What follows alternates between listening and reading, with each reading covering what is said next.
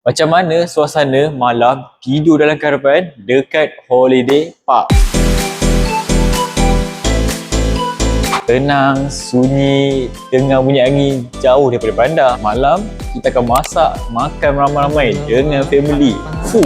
Inilah masa nak spend time dengan family. Biasanya, malam-malam lepas makan, kita akan borak santai sambil minum kopi. Macam camping, tapi bersih selesa. Jangan risau, toilet dan shower dia bersih gila. Walaupun tidur dekat caravan, tapi dekat holiday park, perlengkapan dia semua lengkap.